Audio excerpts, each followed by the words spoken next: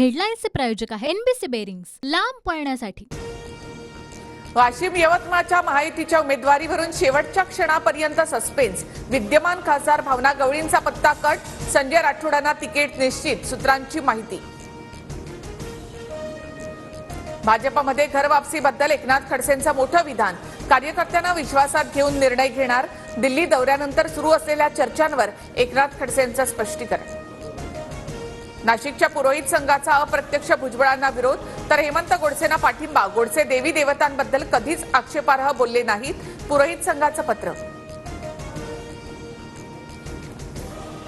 अर्चना पाटील उद्या अजित पवार गटामध्ये प्रवेश करणार. अर्चना पाटील भाजप आमदार राणा जगजितसिंह पाटील यांच्या पत्नी. धाराशिव लोकसभेची उमेदवारी मिळण्याची शक्यता, सूत्रांची माहिती.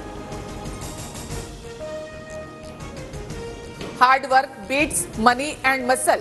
सुजय विखेंचं चॅलेंज स्वीकारत निलेश लंके यांचे इंग्रजीमधून ट्विट. सुजय विखेंच्या आव्हानाला निलेश लंकेंनी दिलेलं उत्तर चर्चेत. ठाकरेंच्या शिवसेनेचे 4 उमेदवार जाहीर. जळगावमधून करण पवार, हातकणंगलेमधून सत्यजित पाटील, कल्याणमधून वैशाली दरेकर, तर पालघरमधून भारती कांबडी यांना उमेदवारी. खानदेशात भाजपला मोठा धक्का. जळगावच्या खासदारकीचा राजीनामा देत उन्मेष पाटील ठाकरेंच्या शिवसेनेत. उन्मेष पाटलांचे खंदे समर्थक करण पवार यांना जळगावमधून तिकीट. संजय निरुपम यांची काँग्रेसमधून हकालपट्टी होणार. संजय निरुपम यांच्यावर शिस्तभंगाची कारवाई करण्यात येणार, नाना पटोले यांची माहिती. वकील कपिल सिब्बल यांच्या मागणीनंतर ईव्हीएम संदर्भातील याचिकेवर 10 एप्रिलला सुनावणी. ईव्हीएमद्वारे मत नोंदवलं की नाही याची पुष्टी होत नाही, याचिकेमध्ये उल्लेख.